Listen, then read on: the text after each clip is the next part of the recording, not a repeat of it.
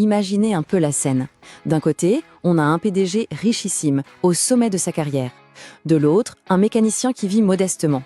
Ils sont les meilleurs amis du monde, liés par une dette de vie. Mais que se passe-t-il quand l'amour s'en mêle et vient tout chambouler?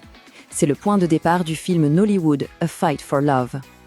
Et voilà la grande question qui pèse sur toute l'histoire. L'amour peut-il vraiment, mais alors vraiment, être plus fort que les barrières sociales? C'est une question qui va mettre à l'épreuve l'amitié, la famille et bien sûr un amour qui ne demande qu'à éclore. Alors, comment tout ça commence? Eh bien, comme souvent, par le plus grand des hasards. De vieux amis qui se retrouvent et des étincelles qui jaillissent là où personne, mais alors personne, ne s'y attendait.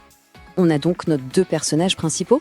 D'un côté, Martins, l'homme qui a tout réussi. De l'autre, Jenna, son ami d'enfance, celui qui lui a littéralement sauvé la vie, mais qui, lui, est resté un simple mécano. Ce lien est super fort, mais en même temps, il y a déjà un monde entier qui les sépare. Et comme si le destin s'en mêlait, voilà que la propre sœur de Martins, Nancy, tombe en panne. Et qui vient à sa rescousse? Jenna, évidemment. Le coup de foudre est instantané. Et c'est précisément là que les vrais ennuis commencent. Parce que cet amour naissant, il va se heurter de plein fouet à un mur. Un mur qui semble infranchissable, le fossé, l'abîme même, qui sépare leurs deux mondes. Et là, le contraste est juste saisissant. D'un côté, on a la vie de château, les grands diplômes, l'attente d'un partenaire à la hauteur. Et de l'autre, un garage, une scolarité interrompue et cette étiquette de raté que Martins ne va pas tarder à lui coller en plein front. Et voilà, le point de non-retour. Fini de faire semblant. Le mépris de Martins éclate au grand jour. Il le dit sans détour. Jenna n'est pas assez bien. Pour Jenna, c'est une trahison terrible, surtout venant de l'homme dont il a sauvé la vie. À partir de ce moment-là, ce n'est plus une simple dispute. Non, on entre dans un véritable bras de fer, une guerre des volontés sans merci.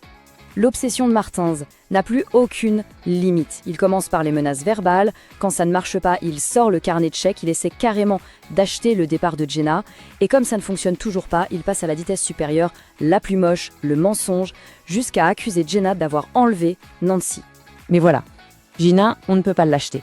En déchirant ce chèque, il fait bien plus que refuser de l'argent. Il dit au monde entier que son amour, que sa dignité, ça n'a pas de prix. Que la fortune de Martins ne pourra jamais acheter ça. Et Nancy, dans tout ça, eh bien, elle refuse d'être un pion. Elle se lève et elle affirme haut et fort son indépendance, sa liberté de choisir. En quittant la maison de son frère, elle choisit son cœur, elle choisit sa propre voie, peu importe ce que ça lui coûtera. Après l'affrontement, après la tempête, vient l'heure des leçons. Le conflit s'apaise enfin et il laisse place à une leçon fondamentale. C'est le grand tournant du film. Martins est face à un mur. La détermination de sa sœur. Il comprend qu'il a perdu.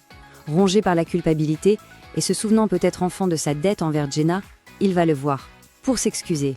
Et la première grande morale de cette histoire, c'est Jenna lui-même qui la formule, avec des mots très simples. Le grand amour ne fait pas de différence. Il se fiche du statut social, il se fiche du compte en banque. La deuxième leçon, c'est celle que Jenna incarne depuis le tout début. Elle est tout aussi puissante. L'argent ne fait pas tout. C'est une vérité toute simple, mais que Martins a mis tout un film à intégrer. Et la boucle est bouclée, avec ce geste final. Le chèque, qui était une arme pour diviser, devient un outil pour construire. Ce n'est plus une tentative de corruption pour les séparer, mais un vrai cadeau pour les aider à bâtir leur avenir. Parce que maintenant, ils sont une famille. Au final, le film nous laisse avec cette question en tête.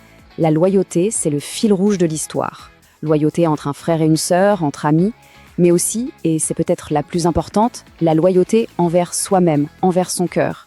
Alors, quel prix est-on prêt à payer pour ça? La réponse, comme souvent, est loin d'être simple.